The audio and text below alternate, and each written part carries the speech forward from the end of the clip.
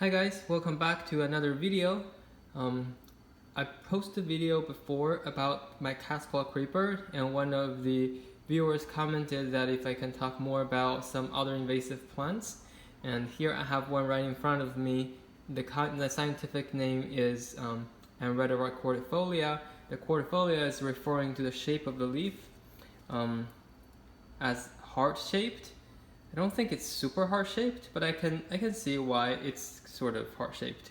Anredera cordifolia is a heavy vine, meaning that the leaves are quite succulent.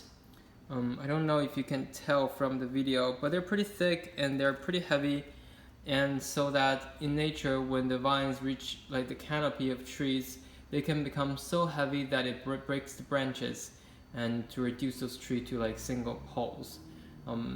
I don't see that happen that much, but I do believe that happens, and that becomes, a testament of how invasive they are. And as a lot of invasive species, I think they really require like pretty nice, like optimal conditions to be invasive. This one likes warmth, like rain. I don't think it likes like direct full sun, like say eucalyptus. But it definitely likes bright and pretty like half-day sun. Here it's doing quite well. And when it's under full day direct sun, the leaves are becoming quite small, and it doesn't grow as fast, at least in my experience. But I believe in nature, when it's more established, especially with higher rainfall and humidity, it can get out of hand. Some other features of this vine is that, well, it is a vine. It climbs by twining itself onto structures. Because of that, it doesn't really climb onto tree trunks that are super thick. So one theory is that in the wild, if like sometimes it cohabits with Cascade creeper, because Cascade creeper will claw onto the tree trunks with the terminal leaflets as claws. So they can climb pretty thick trunks, and afterwards they can help the Anredera cordifolia to climb onto them, so they kind of help each other. That's one theory. And Anredera cordifolia forms tubers underground, or rhizomes.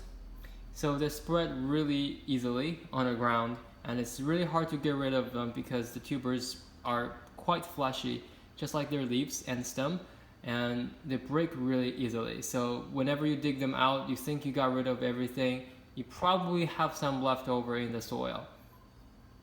So that's one reason they are so hard to get rid of. Another reason was when mature, especially outside. I've never seen it do that in my pot, but especially outside, it forms those axil bulblets or bulbs. I don't know the term for it specifically, but it's just, little plantlets at the leaf axis, and they can fall off from the vine, and they can just like root in the soil and take over, kind of like air potato. Air potato is also one of the invasive species, I believe, at least down in Florida. The scientific name is Dioscorea bulbifera, I think. That's also referring to the fact that they have those aerial tubers on the axis of leaves. Here, one last thing before I show you my Anredera cordifolia is that it does flower. It flowers actually quite nice, which I believe was one of the first reasons people introduced them as ornamental plants. The flowers form those long inflorescence. It kind of looks like a tail. The flowers are small and white. They're pretty fragrant. They're all sterile, at least for all the flowers I've seen and I've read.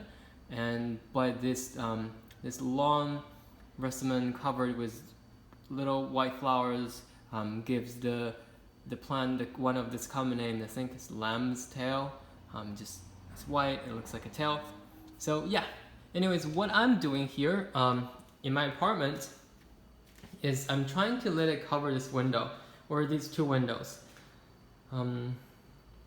Yeah, this plant has been here for about 3 weeks or so.